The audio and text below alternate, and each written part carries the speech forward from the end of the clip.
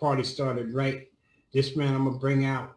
He's got over 70 movies credited to him. He's worked with you name it. He's been with them. Will Smith, Denzel. Yo, the list goes on and on. He's gonna tell you about it.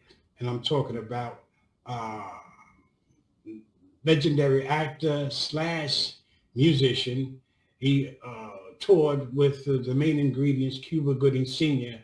And let's bring out now George McLean, aka Triple OG Mack. Okay, give him a round of, big him up, baby, big him up, bring him into the studio. What's up, George? How you doing, baby? What's going on, George? How you doing, bro? Unmute your mic. Unmute your mic. Unmute. It's unmuted. Okay. Unmute your mic.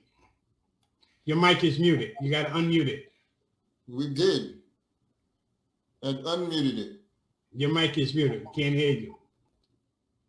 You look good though, partner. That's part of it there.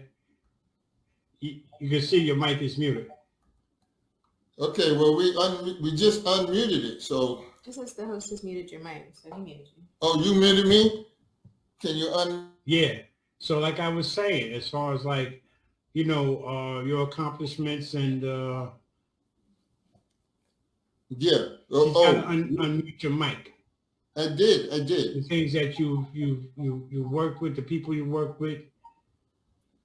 You gotta come in and then do what she does.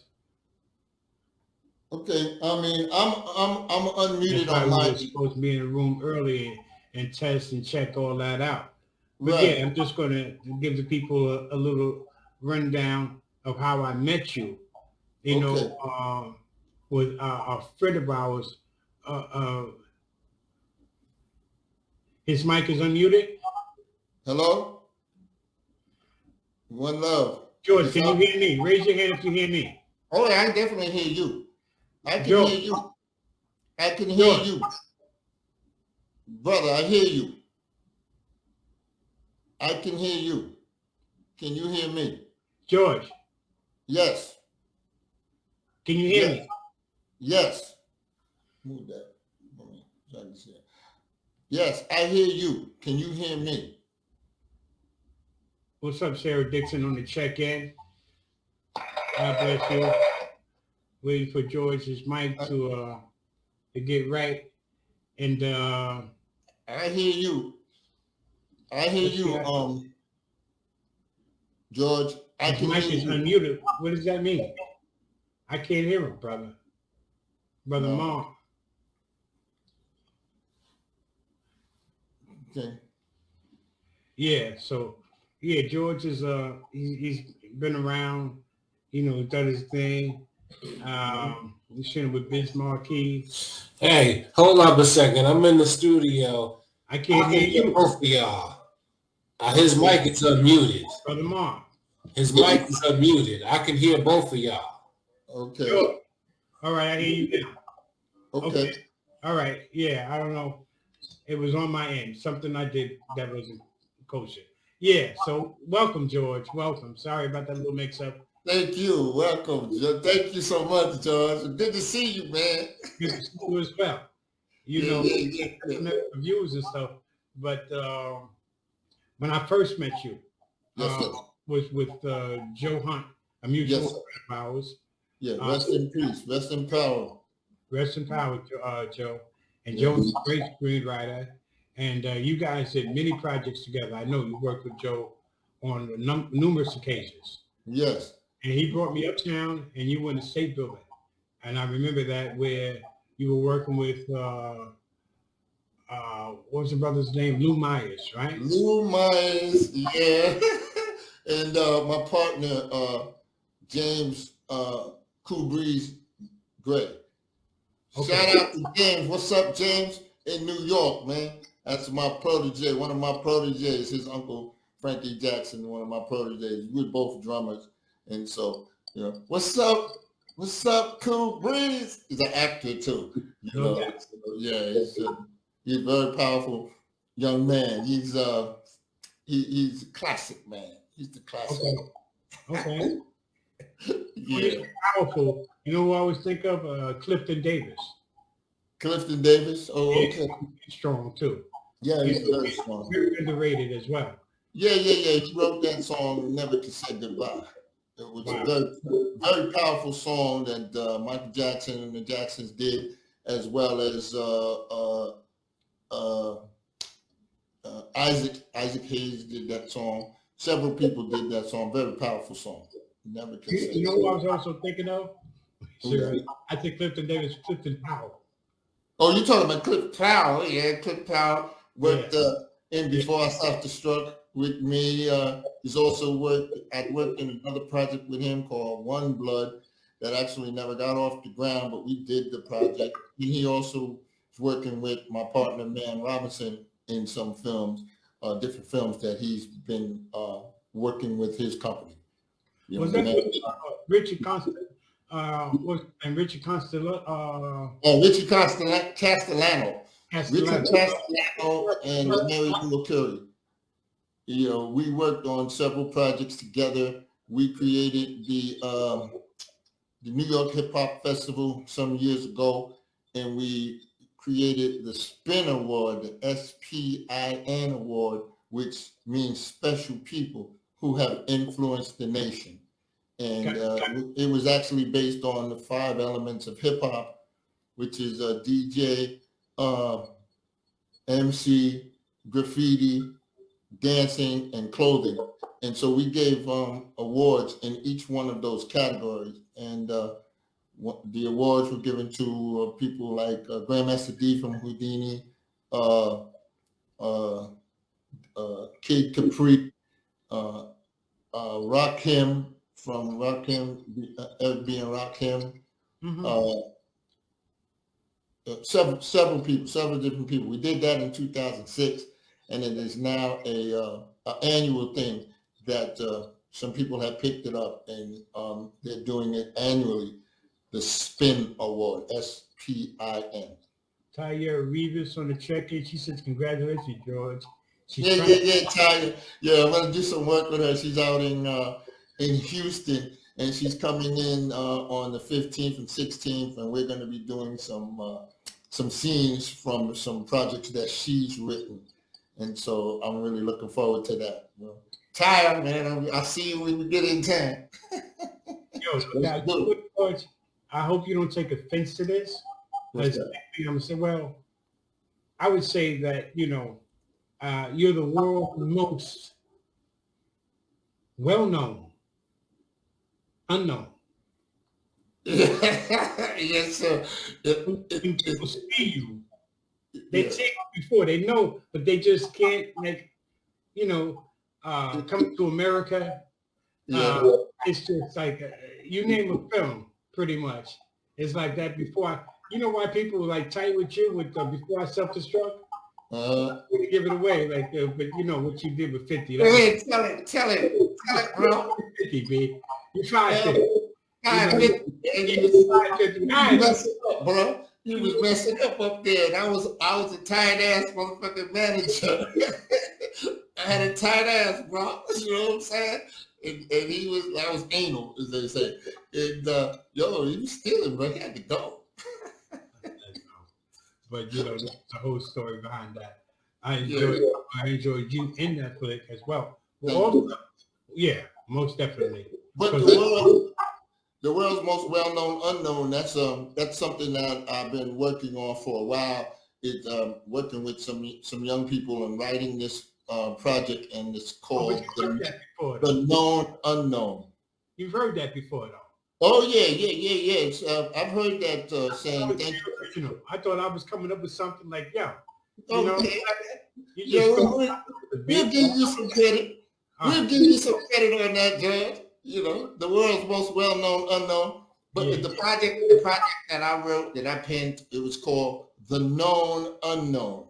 And you're going to have a lot of people who are known unknown. So it's a bigger category. It means more than just the Triple OG Mack. It means other people who work hard and are continuing to work. And people know them, they see them on a regular basis, but they don't know who they are. And Gotcha. so, you know, a lot of that is happening with right now.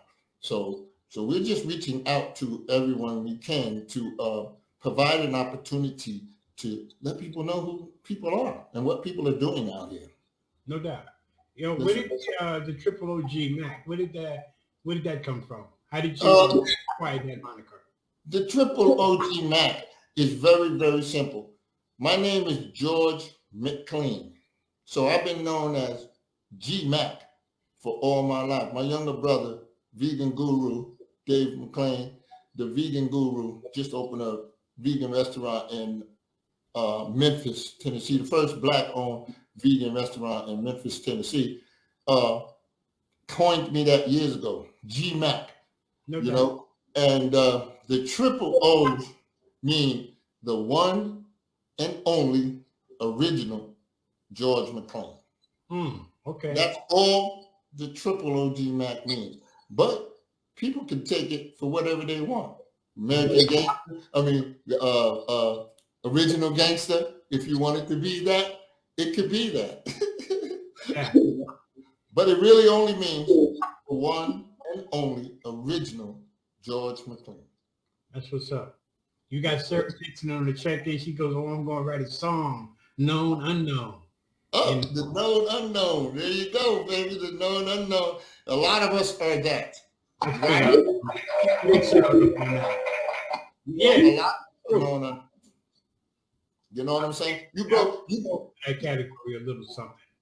I'm sorry for a minute, but you can go on Twitter right now and see a bunch of known unknowns. True. That's true. All the people, what Twitter's doing, you know, is full of known unknowns. Yeah. You know?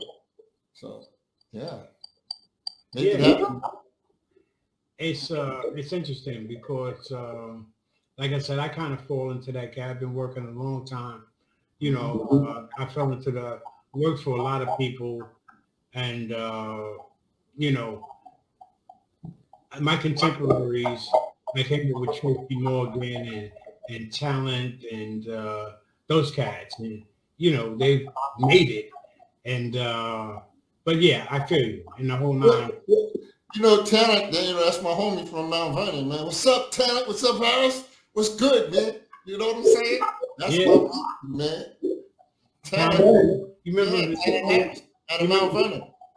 You remember back the old palace with Mr. Holmes, Napoleon? Oh, come on, man. You're in Paris. That's my new show. That's my hometown. I'm Nauru. You know, with Nauru, it's my saying. Here's my saying. Out of nowhere, we're now here. And we now rule. You understand? Because nowhere, the word nowhere and now here is the same word. Look at it. Nowhere, Nowhere, is the same word as now here. Nowhere. So out of nowhere, we are now here. We've always been here. You got to give him up. You got to big him up for that. You know what? Let's we got some clips. Okay. The first one you want to talk it up is from Inside Pocket. That's with our friend with Joe. I have his T-shirt on. This Okay. is, yeah. I This see is that. Grand Oh, Production. yeah, man. Yeah. Let me set it up. Set Let it me set it up. Joe wrote this project. We worked with Derek Hammond, and we were talking with Bernard Martin, who is the father of Leland Martin, and Derek was on the set of Men in Black 3. So I met with Derek some years ago with Bernard, and we wanted to make a scene that myself and Leland can work in. But Derek said, no, let's not just do a scene. Let's do a film. Let's do a short film.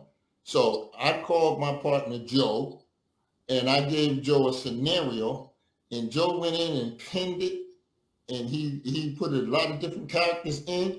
And I'm not the writer like Joe is, you know, like Joe, when he was, you know Joe. And he's the type of guy who really went in. So he put together this script, and when I passed it on to Derek fell in love with the script. Tell him who Derek is. Derek Hammond. He has a company called 2020 Vision, and he is actually the cousin to Will Smith. And I worked with him and Will Smith's dad. Rest in peace, Will Smith's dad. He had a book called The Waymores, and I was going to play a character named Wayne Waymore, who was the owner of a club, and the club was called The Waymores, where you get way more than what you bargained for. No doubt.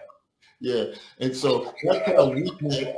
And so we came together, wrote this project, Inside Pocket, and we went in and actually filmed it. And so what you're going to see here is going to be a trailer on the project. But the thing about it, it's a 27-minute short, but you're going to see just a trailer. But the 27-minute short is going to be developed into a 90-minute feature film, and the feature film is going to be called Out of Pocket.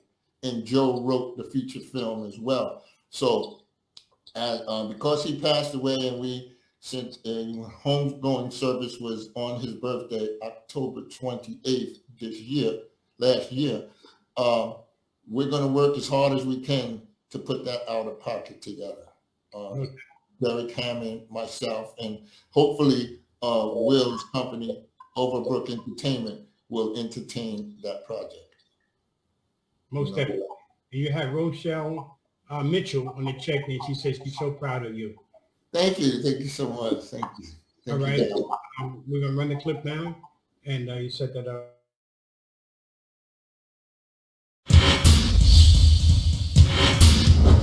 All right, listen up, everybody. I'm taking all bets over here. The best pool hustlers in the city. You got the kid? Yeah. All right, you smart. Yeah, so man, is the kid here yet? I heard there's a big game here. Just a little sport. Nice night to sell a debt, huh? I don't need this kind of pressure right now from you, Sandy. I told you not to take him for granted, man. This thing then turned into a party. You pay me off and continue this thing over and over again? You're the boss.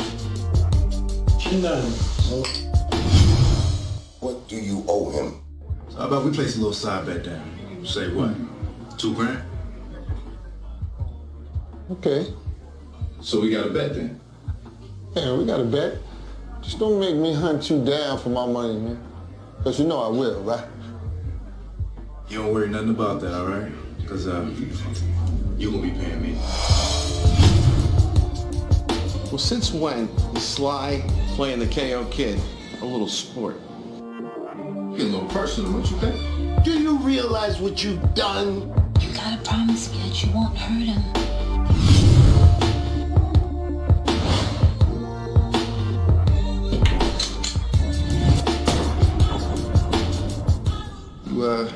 You think you ready for me?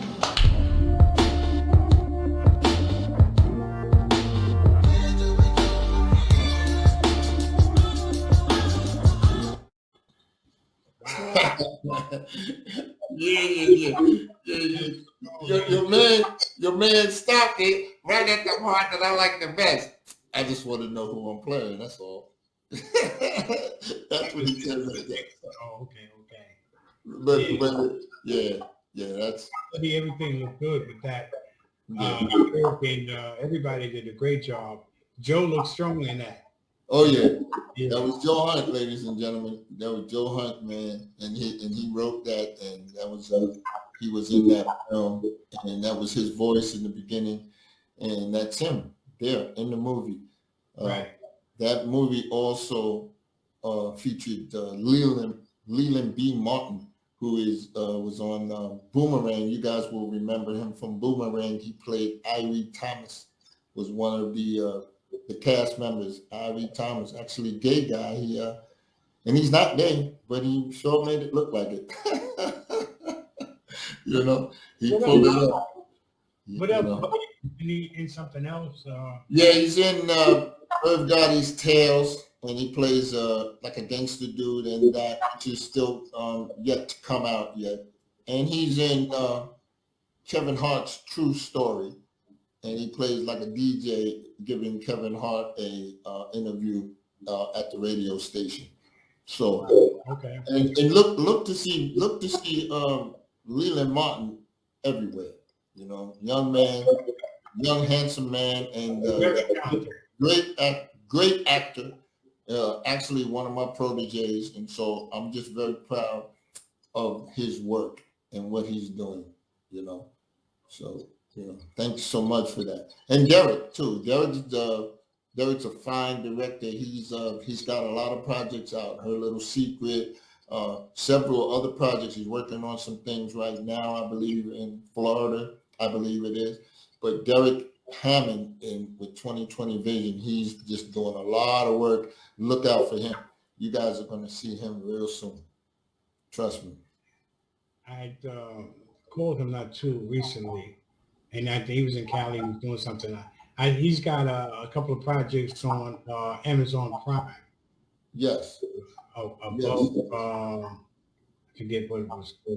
Carrollton. I think he got a project called Carrollton that's done, ready to come out. He's got a few projects. I just don't know all of the names of the projects that he has. I know he has a project called Her Little Secret, and Leland Martin stars in that as well. Works in that with him. So you'll see Leland. You'll see Derek doing his thing. Just remember his name, Derek Hammond. And his company is 2020 Vision. Remember that. And that's Will Smith's first cousin. He's I don't know what number cousin, but Will Smith's dad was his uncle. I think they're related to his grandmother or something. Right. Yeah. I went on his page, on his Facebook page, and you see Will's dad, the kid, right, and Will's first son. They got a picture. Yeah. Right. They're closely associated, closely related, and they Will is really interested in watching what Derek is doing now, because Derek is doing a lot, and he's moving forward with a lot of his work. And Derek is also a musician, so all of that music that you heard in the Inside Pocket trailer, Derek did all of that music as well. So, it's a lot going on, bro. You know what I was to ask you about? You ever have any problems with actors on the set? And what was your most difficult shoot? I don't really, no. I try not to have problems with people. I give people the space. Yeah, I give people the space they need, and if they get on my nerve and piss me off, they'll never know it. I'll do the New York thing round on them. I'll round on them and be out, and they won't never know how I feel. But if you're close to me, you'll probably know how I feel, because I'll probably fill your ear up with it. But I'll never the individual know it. I try not to, because I don't have time for that, bro. It's a creative process, and you got to get into that creative process, bro. You got to keep your focus, man. You ever bump heads with directors? I have, but I have, but I appreciate their efforts in putting together what's on the paper and bringing it out. So I've worked with directors. I've been in a situation where I was working as a director, and there's just so much that you have to be involved with, that you just don't have time for letting that stuff get under your skin. If it does, you need to get some more thick skin, bro. Gotcha. And want to talk about the Before I Self-Destruct? The 50 Cent. Oh, 50 Cent. Curtis Jackson. Woo! That's my man. And let me just say this: what you're about to show people, we actually shot that 14 years ago, and so it came out in 2009. We shot it in 2008 in Jersey City. It came out in 2009, and it was 50 Cent's directorial debut of a feature film. Oh, he directed this. Yes, he wrote it, he starred in it, and he directed it. And just so you'll know, I was vetted out of over 200 people. I had to do an audition out of 200 people, and I was picked out of 200 people to play this character, who was originally supposed to be a fat white guy, but 50 and the people in the production liked me the best, and so they readjusted the character to fit an older black man.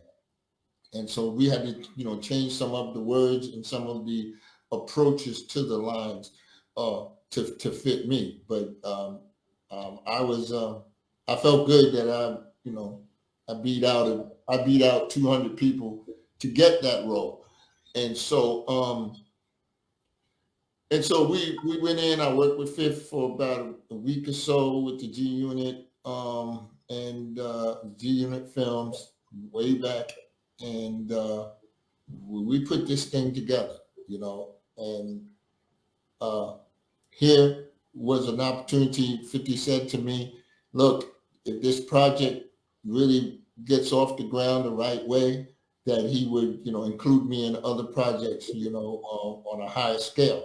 And so at the time, it was the only thing he had going was Get Rich or Die Trying, and Righteous Kill, and maybe another film.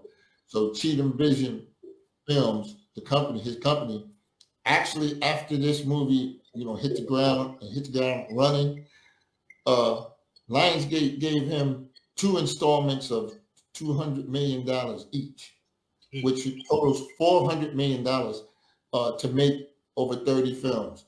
And out of that, I believe, came Gun, Freelancer, I believe Blood In, Blood Out, maybe. And then he went on to do Power and all of the offshoots of Power, Kanan and all of those Ghosts, whatever, those things.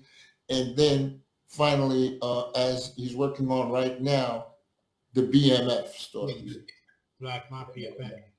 The Black Mafia Family story. So he is now, from my understanding, awarded the second season. They already did the first season, and now they're starting to work on the second season for Stars. And ode to my man 50, peace, get your deuces up. And, it's on. We're in 2022. We're in the deuces. Deuces wild, dude. Always remember that. You can win. You're going to win. You know what I'm going to ask you real quick before we show the clip? Yes, sir. I saw you in a short by New York, in that mansion, by the water. I think enough is enough. Enough is enough. There we go. You did your thing. You got busy in that. But you know what? Was that part for a white actor?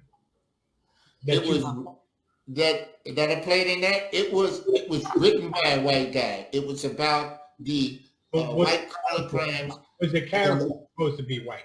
No, the character could be black. It wasn't supposed to be white.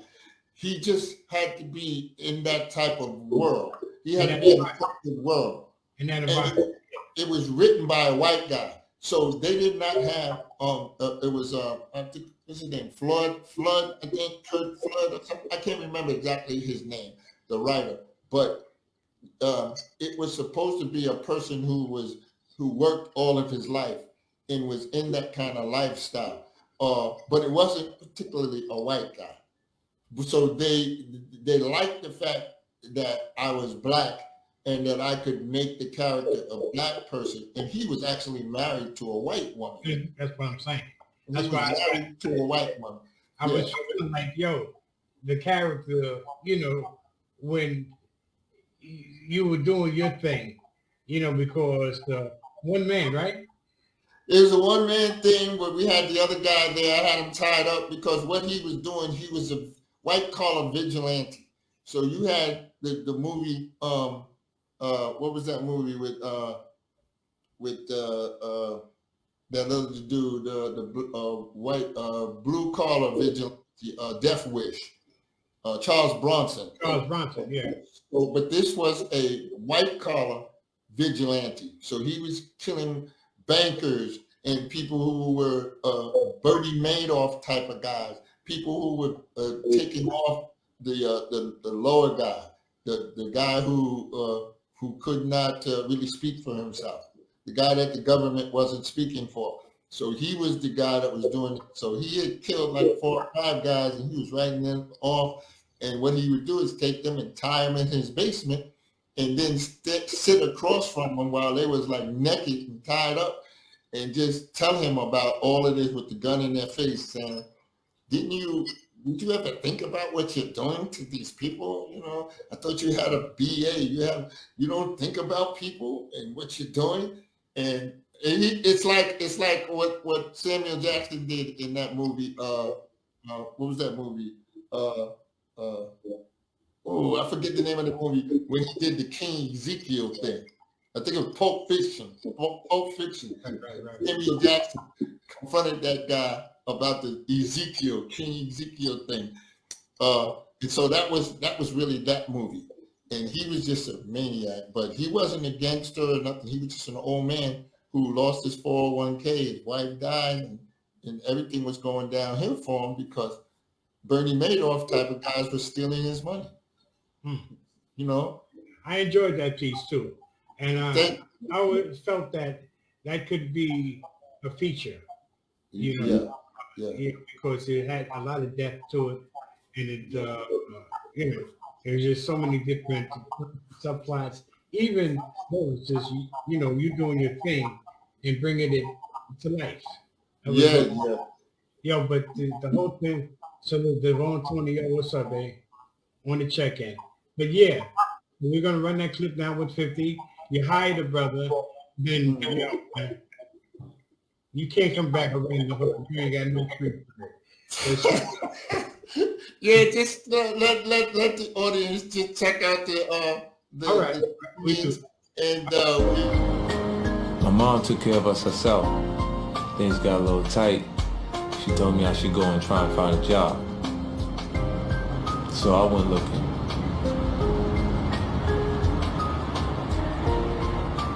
How much did I put when it says salary? $7.15. You done? Yep.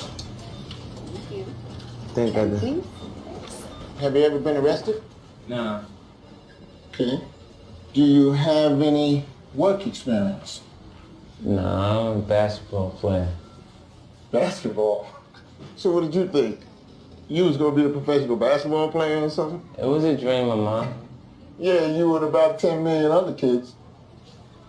You never bothered to graduate high school? Nah, school wasn't my thing. Well, can you read? What if I send you to get some Goya beans or something? I want to know that you can bring me back the right thing. I can read. How about this? Would you mind mopping floors or cleaning bathrooms if they needed cleaning?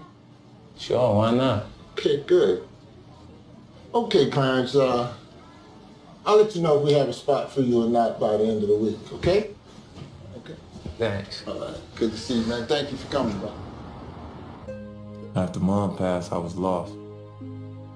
I didn't realize how much we depended on her. She was everything to us. I was confused. I had no idea what to do. Shock, I'm leaving.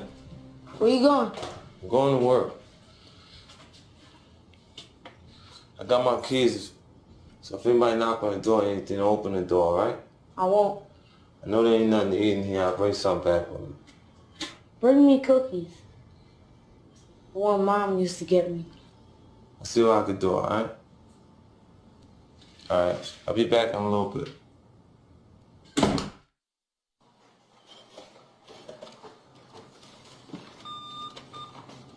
Hey, Clarence! What are you doing, man? Your next break is not for at least another half an hour. Get back to work. I mopped the floor like 5 times already. Hey, mop it again.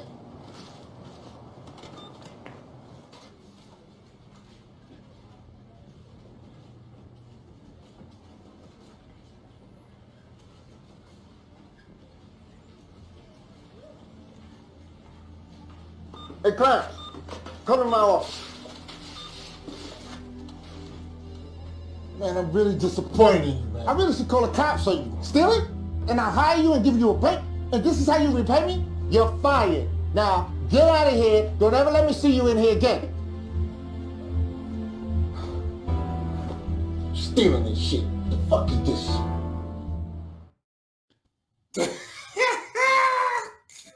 Stealing this shit. That was 50's line. He's the one that told me, I want you to go back to the screen and I want you to look at the screen and say, stealing this shit, and look around and look at see what else is going on out there. Tight. That shit was funny. Good chemistry together too.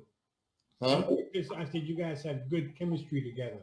Oh, well, thank you. You know, we basically talked about that a lot, you know, because remember the guy who was originally supposed to be a fat white guy, and there would have been some real issues behind him saying, oh, you want to be a basketball player, you and about 10 million other kids. It would have been a little more, you know, would have had a little bit of racist if it was a fat white man. Gotcha.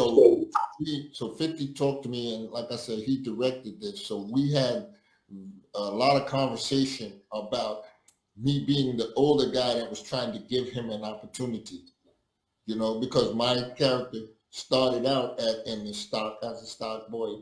Then he builds himself up and then end up becoming the manager. So at the end, when I was upset with him, I was upset with him for a real reason, because I gave him a break. And this is how you repay me? Stealing? But you fired. Get the fuck out of here. You know? With the whole thing, the reason why he was stealing. Yeah, right. Well, my character didn't know that. You didn't know that, right? My character did not know that. I had to act as if I didn't know that, because the movie never showed that, and he never spoke to me. I was just an anal type of dude. But that was the whole thing. That whole movie turned on that scene, because he then goes and he meets Clifton Powell. His character's name was Sean, and he was like a gangster type of dude. And 50 goes out there and kills his enforcer, and he becomes his enforcer. So I had a parallel. My character was paralleled to Clifton Powell's character in that I gave him a job legally, and Clifton Powell gives him a job illegally. So with these two parallels, me and Clifton were paralleled together like that. So the whole movie hinged on when he got fired, gets home, and gets a dispossessory and all of that. You know, moms got killed, so everything was spiraling out of control. And that's the whole essence of that film, Before I Self-Destruct, which was a very, very good film. And we're supposed to be doing part 2 to that. You know? Brother just on the check-in was saying that's a classic. Yes. Yes. Which it is and it was. But yeah. And you want to talk a little bit about the Black Mafia family, how that came about? I know that before I'd seen some work that you had did some years ago with 50, with the Pimp and Curly. Yeah. Pimp and Curly. Ooh, the Pimp and Curly's was a takeoff on Rick Ross and his girl, and 50 was going at him with the Pimp and Curly's. And so we found out about what was happening, myself and a couple of people, Coach K. Richardson, Kevin Richardson. And what happened was we created a thing where we had this girl that had this big booty and these big breasts and everything. And we created this story about all of the pimps were losing their girls to Pimp and Curly, because he was an internet pimp, getting these girls from the internet. And so 50 was doing Pimp and Curly with J. Jesse Smith. And so, but they didn't have a storyline built. So I did this thing with my partner, who all of the girls were leaving all of us, the pimp guys.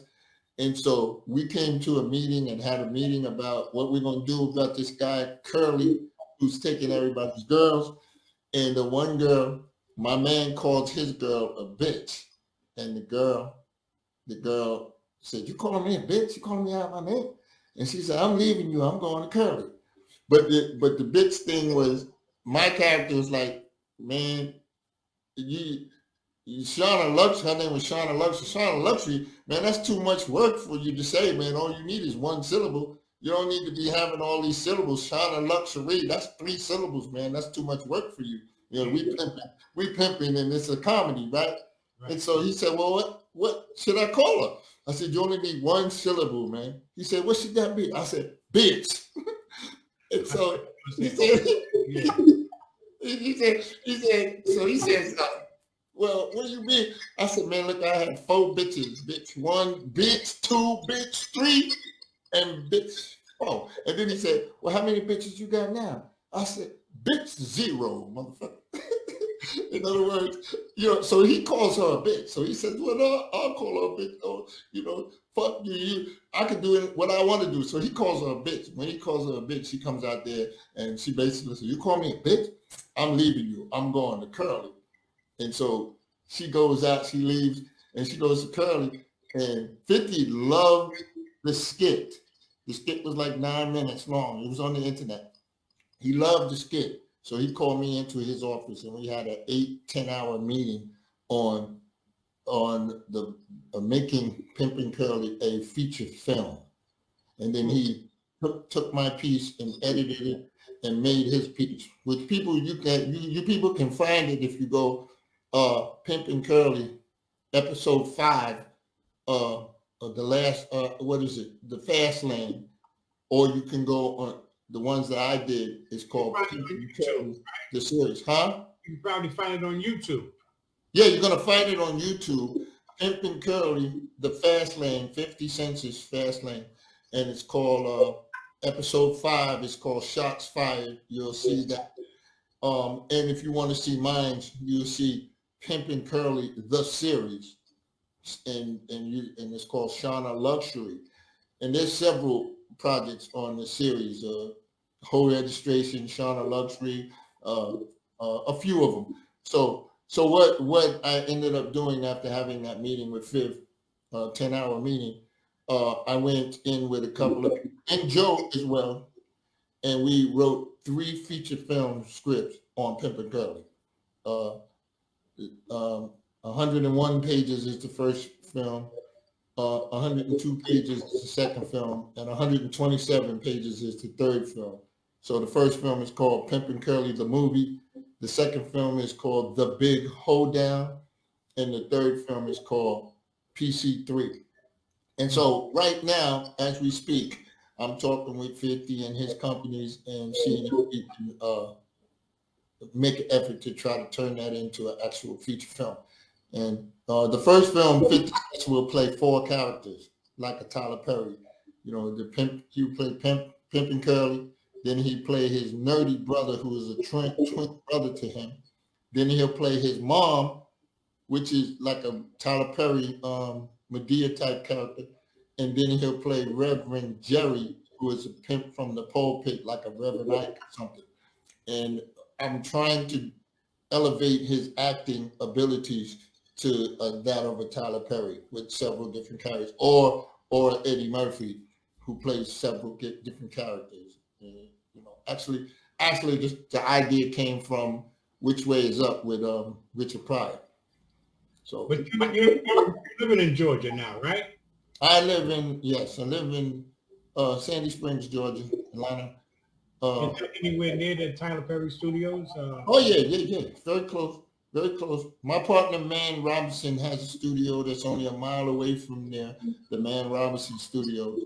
Mm-hmm. And he's working on several projects right now as we speak with Torrey Hart and Jamal Whitley, Turnt the movie, and Super Turnt and On 10, a project that I worked with him on, helped him to create. And so he has 20,000 square feet of space, and he's doing a lot of work right now. He's only about a mile away from Tyler's downtown. You know, I had seen, I didn't mean to cut you, on that Coming to America. I'd heard some. Was that Rick Ross's mansion?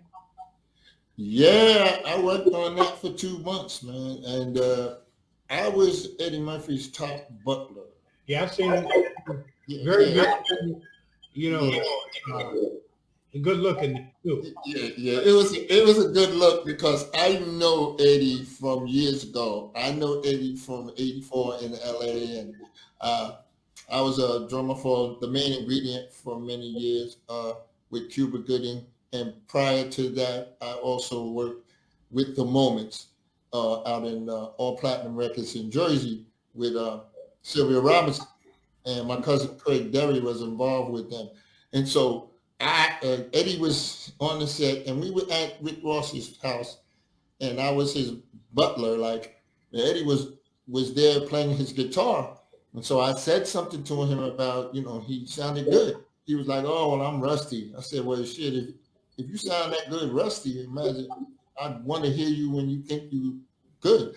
And so the director, Craig Brewer, came over and said, hey, Eddie, this guy used to play drums for the Main Ingredient. And so Eddie was like, oh, really? And we started talking about stuff. And I don't know if he knew that Cuba had passed away. But then he told me he used to open up for The Moments. And I shared my information about The Moments. And we just started getting along really good, me and Ed.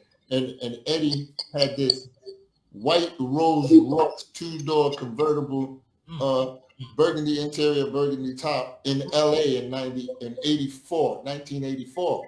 So I was working in this car wash, and I was doing his cars, right? And so I asked him, do you still have that car? Eddie said, what the hell you know about that car? And we talking 84, man. What's that? 35 years ago, maybe? And Eddie said, well, damn, if you know, I don't have that car, but if you know about that car, shit, So when Brewer, the director, saw how me and Ed was kicking it on the set, right? He was like, he pulled me to the side and said, I'm going to make you his top butler. That means that you was the butler for his dad. And now that his dad is passing on, now you're taking on the service, basically, and you're the head butler for him, who's going to become the king. Right. And I was like, cool. Because what happened, Eddie and I was building a chemistry that was working. So, yeah, man, we was at Rick Ross' house for like 5 weeks. Putting that together. That was fun. Ain't gonna lie. So let's talk about the Black Mafia family. Okay. Yeah. We want to show, because the next clip that we have is a screen test, and maybe a lot of viewers don't really understand the process of what entails. Okay, let me set it up for you then. Yeah. Let me set it up for the viewer. Okay, what you're about to see is a screen test. It's what we're calling a screen test now. 50 Cent. Do you remember when Atlanta, when they had the Super Bowl here in Atlanta? Right. That year, I believe Brady won. Yeah. Brady's team won. The Patriots won. But the game was here in Atlanta at Mercedes-Benz Stadium. That was a few years ago. Well, that year and that same day, 50 Cent had an audition at the Sweet Lounge. And it was a huge audition. Had people lined up all the way around the block. I had thousands of people out there. And so I went there and I did an audition for 50. 50 came in and saw my audition. But we also was instructed to do a video of the audition as well and send in that. So I had did the video earlier and sent it in to them. And then I went in and did a live audition with them as this character named Danny Fairbanks. He was a 70-year-old clerk, store clerk, like a liquor store clerk. And his character was very similar to Mr. Harris, the character I played in Before I Self-Destruct. So George Pierre there and some other people were there, so they knew me. So they were really interested in having me do this audition. So I did the audition, and 50 came in and was like, Matt, you killed it. And I was like, oh shit, I didn't even know Fifth was there. Okay. And he was like, you killed it. And so he was like, I got you, man. Don't worry about it. I got you. But I was on this, I want to hear, I got you, bro. Let's see some paperwork. Let the ink dry on the contract, bro. You know? And what happened is a couple of years passed, and they changed directors, and they got Tasha Smith, and they went another direction with it. And they started doing, actually that day I met Little Meech too. Little Meech was there. Little Meech, myself, and 50 took some pictures together after I finished that audition. And so he went another direction. Then he ended up using Snoop as the I think it was pastor or something. And he went a different direction. So he then hit me up saying, look, don't do any background work because I want you to speak in the second or third season. If we get the third season, we're about to do the second season. So I'm cool with that. It's from this audition that you're about to see that made 50 feel like, okay, I could work in this project with him, based on Before I Self-Destruct and what you're about to see here with this character. My mom.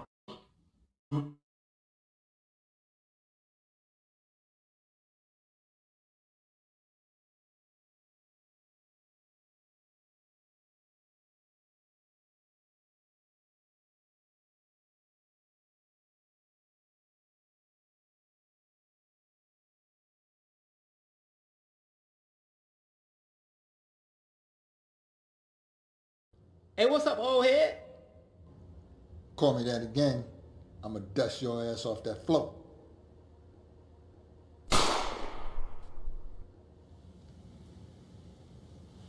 Relax, Mr. Fairbanks. I assure you that if you're called to testify, I will make sure that you are assigned protection. Shit, I ain't gotta testify to need no protection. Just being here now is enough reason for that motherfucker to come to. Motherfucker? Exactly who are you referring to when you say motherfucker? You know who I mean. Mr. Fairbanks, let's back to the situation at hand. Tell me what your relationship was with Alonzo. Zoe was a good kid.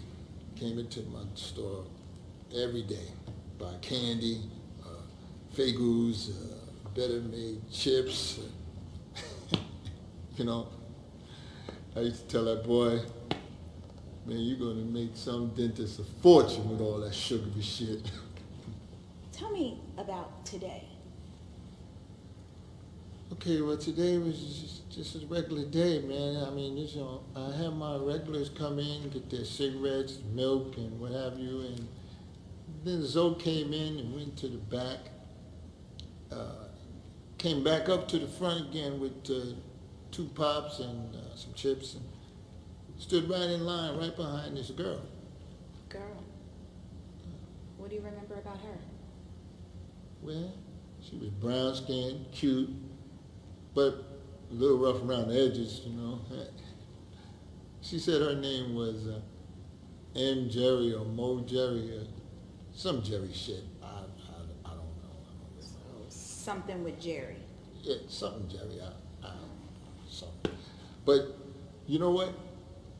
She had a tattoo on her neck that Zoe made a comment on. What kind of tattoo? Well, I thought it was a 13, you know. You know how young people have those fancy letters and stuff? Yeah, it looked like a 13 to me. And there was a couple other images there too. But wait a minute. That's it. It's not a 13. It's a B. Okay. And that's why I was staring at it, because I wasn't sure whether it was a 13 or a B. But they had a couple other images. I mean, the last one could have been an E, but the middle one was definitely an M. All right, so B, M, E? Yeah. What does that mean to you? Nothing. Nothing? Nothing. All right, well, I'm gonna step out, have my tattoo specialist take a look at this. Then we're gonna find out what else we can find on that girl.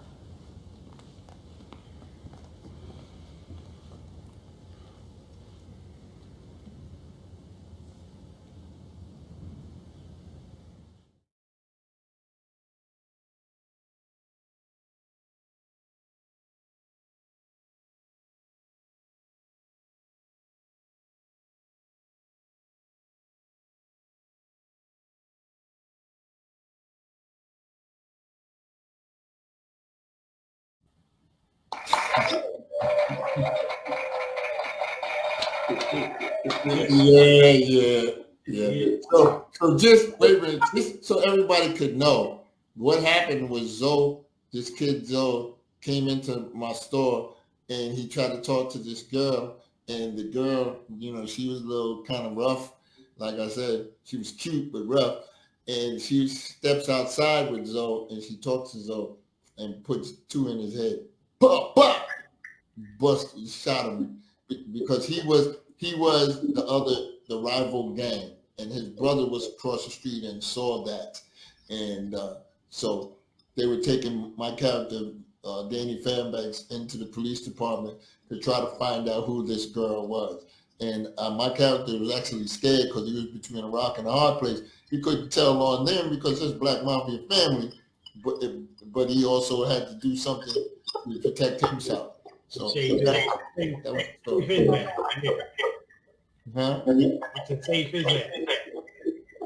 He had to protect cover his ass, but he couldn't rat them out at the same time. Yeah. Exactly. And it was supposed to have been the 80s, because that's with the beginning of Black Mafia family, supposedly.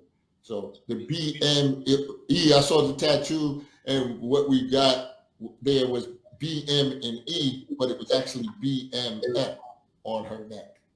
Okay. So, yeah, it looks interesting. So that's in the works. That's in development as far as with that screen test. That should secure you a part in the because 50 basically had this character in mind for you. Right. It's probably going to be something else as well, but for him to see me interplay with the young lady and pull that character off, because all the words, every word I said was part of the script. I did not say any words of my own. That was all written. All of that was written. And everything she said was written. You didn't read off the script. You were doing, but those were words that were on the script. They were not my words. A lot of times when people doing screen tests, they have the luxury that they can read the script as well. Well, I wasn't reading. I didn't have the script with me, but I memorized the lines and created the lines and developed it. It all happened. But everything you heard me say was what was written. Okay. But we didn't have the script there. We had practice and made sure we had our feeling. Everything was there. Because I teach acting as well, because I did 25 years of theater in New York with a theater company called The Family. We were the first. We had a bilingual theater company. We were the first American theater company to come from prison and go to Broadway with a play about prison. And that play was called Short Eyes, written by Miguel Pinheiro, Puerto Rican. And so I worked with them for years in New York. I was one of the first persons to work with the New Yorkers Poets Cafe down on 3rd Street, 6th Street, and Avenue C or something with Pinheiro. So I did a lot of theater as well. Study with Strasberg? Huh? You ever study with Strasberg? Yeah, that method, of course, yes. But the method that I work with is being real. It's just if I'm not believable, then it makes no sense. Yeah. Yeah. You know, because I worked with a lady in Mount Vernon named Miss Tina Satin, rest her soul. She was Denzel, one of Denzel's acting coaches from early on when he did Saint Elsewhere, the TV show Saint Elsewhere. He was the doctor, right? Yeah, right. Yeah. And Tina Satin was one of his acting coaches, and I know Tina, and God rest her soul. I worked with Tina. Tina Satin, I want to tell this story. She's the first acting coach who I said to I did a monologue for Miss Satin back in the 70s, and I was in front of the class, in front of the group, and I knew I killed George. I knew I killed you, George. And she said right in front of me to everybody, she said, did you believe that? And I was like, yes, I did. And so she said, I didn't believe it. Nothing you did, I believe. And she just shut me down in front of the whole class. I felt like a piece of nothing. And after the class left, she said to me, she said, you did a good job. I had to break you down and build you back up because you obviously thought you was too good. But I had to break you down. That's the process. That's what they do. You know Robert Portier? Who? Robert Portier. Robert Portier? Robert Portier. She used to have a school on 42nd Street and 8th. Oh, okay. Yeah, she was in the game with Strasbourg and whatever. Yeah, Barbara was like that. She'd break you down. If you felt that you were,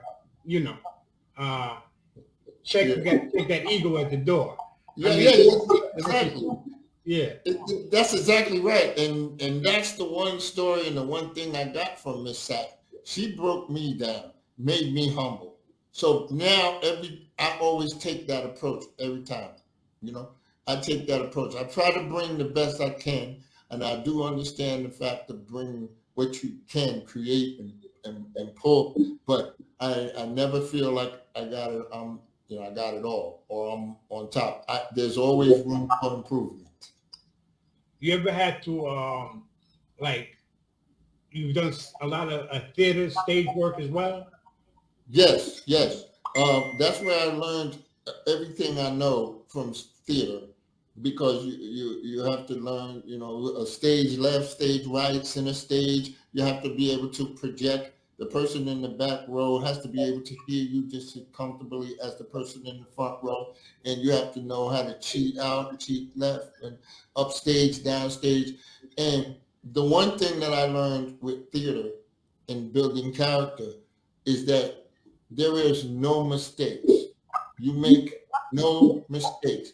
People say to me, George, what do you mean? If I forget a line or if I forget something, what am I supposed to do? I said, first of all, the audience does not know your lines. So there's no sense in you sitting there telling them, oh, I made a mistake, because they don't know your lines. What you do is you make another choice. So what happens when an actor or an actress is they don't know their lines and they feed you something what is like, whoa, like where the fuck did this come from? Now what do you do? Now, what you do is make choices. When those stakes are prevalent and you as an actor know that now there have been mistakes made, we don't tip the audience off. What you do is create something around the content of what should be said. You got to feed them back in. Yeah, you got to feed them back in. You feed them back in. It's okay to say, not say, oh, you mean to say this? No, what you say is you say what they were supposed to say and get them back on track by making choices. Here, the most important thing I'm trying to tell you now and tell the audience is that you do not make mistakes. They are called choices. So what you do is simply make another choice to do something else and get yourself back on track. But that's a veteran move. That's something where you've been in the game, you're seasoned. So you know and you understand that. What I'm saying is you get somebody who's just an amateur, this is their first or second time on stage, they're nervous. They're scared to death The lines are not there. They don't know the stage. They're not certain about anything. That confidence is just not there yet. And if they're going to make mistakes. It's no question. That's why I have an acting class. That's But what I teach. a lot of times, not to get to that point yet, where they're not in class, they've just been given the part for whatever reason. So whatever. You never come out of character. You never come out of character. I also advocate that too. You stay within the character. You never come out of character. So when you start encountering issues like that, you do two things. You make choices and you stay within the character, and you never come out of the character. You just make choices around that, and you stay within it until you either hear cut or scene, or you get done with it and you walk off stage. You just create something else right there on the spot. That's taking the moment. This is what I would teach in a class that I would have. And then of course we rehearse and we'll work and I'll work with people and put them in those scenarios so that they can understand how to work out of those scenarios. Right. And when you're with film, it's a lot different because we can cut. We can cut and go back and do it again. And then we can edit. But when you're in front of that live audience, it's just, right then and there, it's whatever it's at, it's on, right now. That's why you have to stay in character. That's why you have to make different choices. That's why you have to never let the audience know, oh, I made a mistake. The audience doesn't know your lines, so take them somewhere else. Become that person, be that character. And the other thing that's very important is believability. You must believe in what you are saying. Because if you don't believe in it, we, the audience, won't believe in it. I can look at you and tell you don't even believe what you're saying. So I advocate about believability. Whatever you're saying up there, believe what you're saying. So that I will get the sense and feeling that you believe it. And then you'll make me believe it by you believing it. What's the best play that you've seen? Not that you've worked in, but that you wanted to be a part of, let's say. Like, say, a Soldier Story or something along those lines. A Soldier Story. Soldier Story is serious. I know a lot of those guys that worked in that, David Harris, was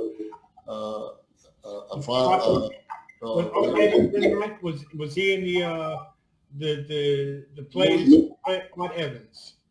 Who? He played, Art Evans. He was Sarge with. No, we did work. I did work with those cats back in the day because a lot of those guys were involved with the Black Theater and Family, the Family unit. If you ever get a chance to Google the Family and see what we did, we had like 26 plays. We were a theater company that we did a prison tour upstate in all of the prisons upstate for like 7 or 8 years. And a lot of the guys that were upstate came and joined our theater company. Raul Julio was part of our theater company. What's his name? Gregory Hines was part of our company. Emilio Estevez was. Slept on Gregory Hines. He was a terrific actor as well. I mean, the tactician and the whole nine. Yeah, exactly. Did his brother, twin brother, did he act as well? I know. I didn't know him. I didn't know him as well as I knew Gregory. Okay. Was Adolf Caesar in that? Adolf Caesar was around us back then. There was a lot of big time Black actors who were working with it because we were in the 70s. We were nominated for 6 Tony Awards in 73 and 74 with the New York Shakespeare Festival, the play Short Eyes. Short Eyes was then turned into a movie in 1977 with Bruce Peterson, Freddie Fender, Sean Elliott, Miguel Pinheiro was in that as well.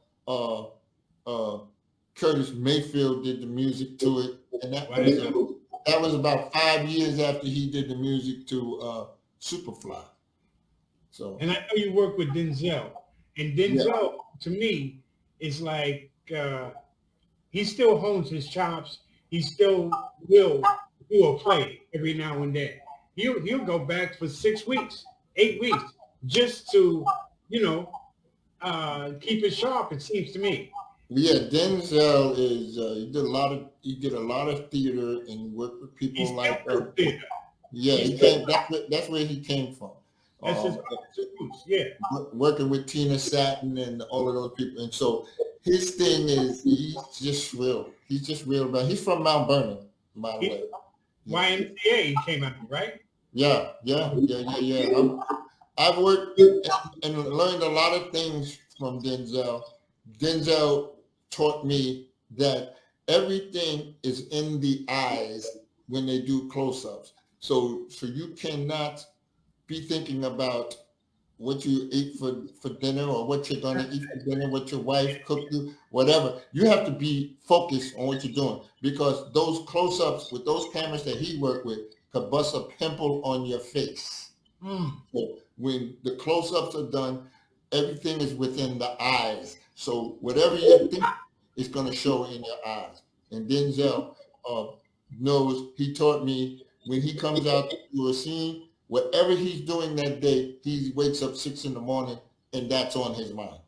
And that's the way he handles. No matter what he's doing, he's already in it from the very beginning, from the time he wakes up. Is that a part of method acting? Would you say? I would say so, yes. I would say so, yes. When I first met you, I don't know if you remember that night in the State Building uptown in Harlem with Joe Hunt, and found out, and I asked you, I said, where you from, and the whole nine, and you was saying New Rochelle, and I asked you, did you know the Whitfield family? Yes, sir. And you were saying, well, Billy and Calvin and Woody, Rich Whitfield. Yeah, rest in peace, Woody. Rest in peace. That was my man, boy. No doubt. Yeah. And Bill. Billy Whitfield. Let me tell a story about Billy. Billy Whitfield was the guy who wrote the story Searching for Neverland. He was the In Defense of the King. Yeah? In Defense of the King, the book first, with him and Jay Butler Beard. Right. He wrote the book. He developed it to the, Right. But then when they developed it into the movie, and Flex Washington played Michael, he played the shit out of that role. Yeah. He was just like him. Yeah, he was the dude, the guard who really took care of Michael. But that was his story, Billy Whitfield, man. Billy Whitfield, he was taking care of Michael and the kids and everything. That's Billy, man. But shout out to my man,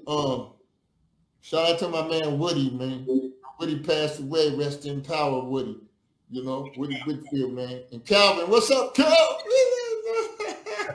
Calvin and the family. I called him up that day. When I said, I said, man, you know the Whitfields? And then when I said, yeah, Bill, said Bill, you said Woody, then you said Cal, you're the football guy. I met Ray Rice through Cal. Yeah.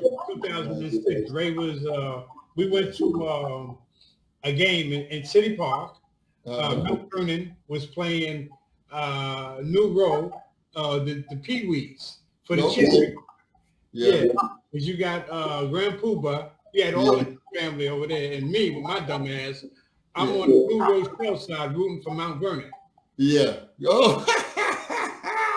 Then I know they wanted to kick your ass. Yo, it was like, and Calvin and I was like, he's just, he's a comedian, he's fucking crazy, man. Get your way out of here, B. Straight up. Tell them to go on the other sideline. We don't play that shit here. They serious about that. Yeah. Well, Ray Rice was like my nephew. He grew up. With Ray Rice? Yeah, because we used to produce his cousin, Sean Rice. with You music. from Hollow? Yes, I'm from the Hollow. I'm the fucking man in the Hollow, man. I'm the fucking guy who brought joints and trays, bags to that motherfucker, bro. The brown bag, the old school Boyski. The old school shit. I'm fucking triple OG Mack, man. George McClain out of the Hollow, 6B, nigga. Everybody in the Hollow know me. Janet, what's up, Janet? Janet Rice, everybody, all my peoples out there in the Hollow, man. You know what I'm saying? I mean, that's where I'm from. That's who I am, bro. Okay. Now rule, bro. Out of nowhere, we now here, brother. Cuba, everybody know, that's my hood, B. That's my stopping grounds, bro, for sure. Triple OG Mack. George McClain. Hey, listen, brother, I'm glad we chopped it up. I want to thank you, for coming on, gracing my show and blessing my show with all your knowledge and experience and expertise, if you will. And you have Black Mafia family coming up. Anything that you want to close out the interview with before I put a cap on it? Yeah, a couple of things, man. Look for me in that Aretha Franklin with Jennifer Hudson and Marlon Wayans and Forrest Whitaker and them. I'm in that. I'm in Genius Aretha with what's his name? What's her name's husband? What's his name? Oh, Courtney B. Vance. And then did a project with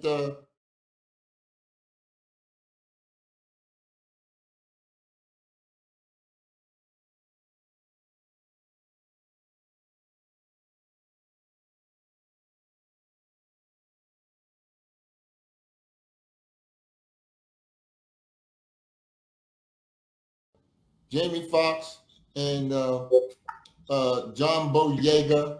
That's called They Clone Tyrone. That's going to be a funny one. So look for that. I'm in several things. Just keep watching, keep looking, because you'll see me in a lot of stuff. But I want to say this to the audience. All you people out there, you should know that whatever you need to succeed is already inside of you. All you have to do is look inside of you and believe and step out in faith.